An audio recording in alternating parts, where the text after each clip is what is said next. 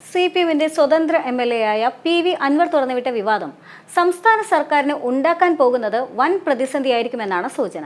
നിലവിൽ ഒരു എഡിജിപിയിലും മുഖ്യമന്ത്രിയുടെ പൊളിറ്റിക്കൽ സെക്രട്ടറിയിലും മാത്രമായി തങ്ങി നിൽക്കുന്ന ആരോപണങ്ങളുടെ കൂടുതൽ വിവരങ്ങൾ പുറത്തു വന്നതോടെ സംസ്ഥാന മന്ത്രിസഭയിൽ നിന്ന് തന്നെ രാജി പോലും ഉണ്ടാകാനുള്ള സാധ്യതകളും തള്ളിക്കളയാനാകില്ല.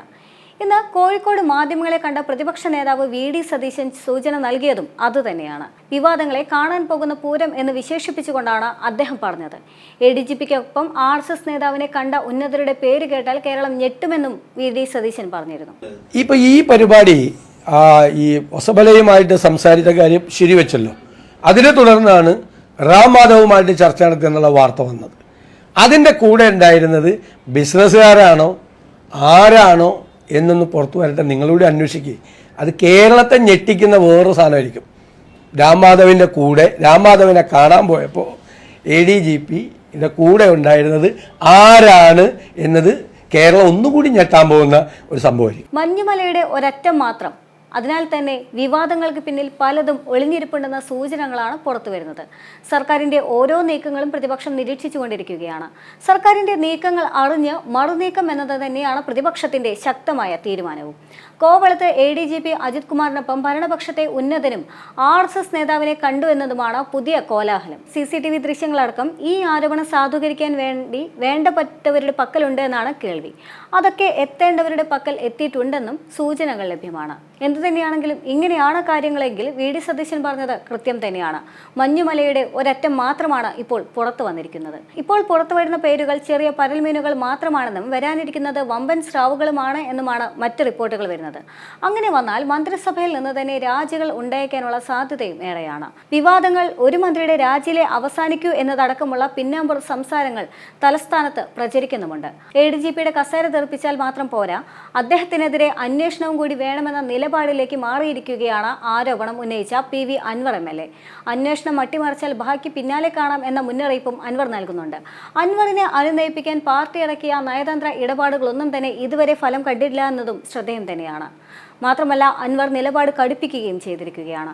അൻവറും KT ജലീലും കാരാട്ട് റസാഖും ഉന്നയിച്ച ADGP RSS ബാന്ധവത്തിന് ഭരണതലത്തിലെ വെറും ചക്കുളത്തിപ്പോരെ എന്നതിനപ്പുറം മലബാർ രാഷ്ട്രീയത്തിൽ തന്നെ ദൂരവ്യാപകമായ പ്രത്യാഘാതങ്ങൾ സൃഷ്ടിക്കാൻ പോന്ന മാരക ശക്തിയാണ് ഉള്ളതെന്ന് CPM-ന് നന്നായി അറിയാം. അതിനാൽ തന്നെ രാഷ്ട്രീയപരമായി കൂടി സ്വീകാര്യത ലഭിക്കുന്ന വിധം തന്ത്രപരമായി ഈ വിഷയം കൈകാര്യം ചെയ്യണമെന്ന അഭിപ്രായം പാർട്ടിയിൽ ശക്തവുമാണ്. മാത്രമല്ല, മുഖ്യമന്ത്രിയുടെ മൗനവും ഈ ഘട്ടത്തിൽ ഏറെ ചർച്ച ചെയ്യപ്പെടുന്നുണ്ട്. എന്തുകൊണ്ടാണ് 5 ദിവസങ്ങൾ പിന്നിട്ടിട്ട് മുഖ്യമന്ത്രി മറുപടി പറയാത്തത് എന്ന ചോദ്യവും, അതുകൂടാതെ തന്നെ കഴിഞ്ഞ ദിവസത്തെ കൂടിക്കാഴ്ചയിൽ ഉൾപ്പെട്ടിട്ടുള്ള മുഖ്യമന്ത്രിയുടെ ഉറ്റ ബന്ധു എന്നുകൂടി വിമർശനം വരുമ്പോൾ അത് സ്വാഭാവികമായും CPM രാഷ്ട്രീയത്തെ വല്ലാതെ പിടിച്ചു കുലുക്കുന്നുണ്ട്. മാത്രമല്ല, ഒന്നാം പിണറായി സർക്കാരിൽ EP ജയരാജൻ ബന്ധു നിയമനം നടത്തി എന്ന് ആരോപിച്ചുകൊണ്ട് അദ്ദേഹത്തിനെതിരെ കടുത്ത നടപടികൾ സ്വീകരിച്ചിട്ടുണ്ടായിരുന്നു. മാത്രമല്ല, EP ജയരാജൻ പ്രകാശ് ജാവദേക്കറുമായി കൂടിക്കാഴ്ച നടത്തിയ എന്ന പേരിലും അദ്ദേഹത്തിനെതിരെ വലിയ തരത്തിലുള്ള നടപടിയിലേക്ക് പാർട്ടിയും സർക്കാരും നീങ്ങിയിട്ടുണ്ടായിരുന്നു. എന്നാൽ ഈ സാഹചര്യത്തിൽ മുഖ്യമന്ത്രിക്ക് നേരെ മാത്രം ശബ്ദമുയർത്താൻ ആരും തയ്യാറാകുന്നില്ല എന്നത്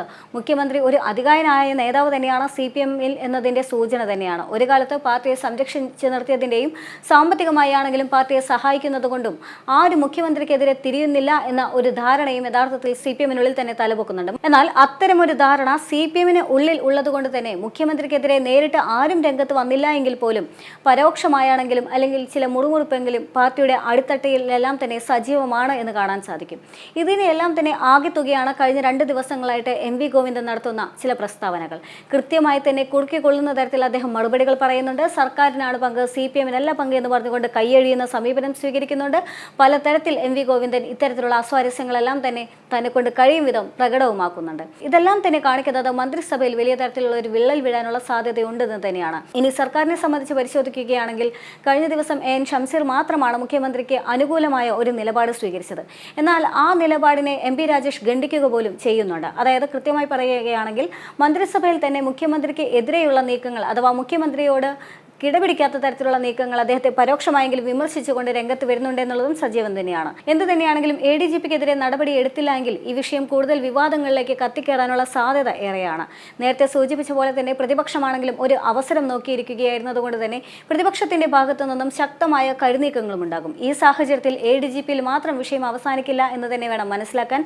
സ്വാഭാവികമായും അത് മന്ത്രിസഭയെ കൂടി അലട്ടുന്നതായിരിക്കും, ഉലയ്ക്കുന്നതുമായിരിക്കും.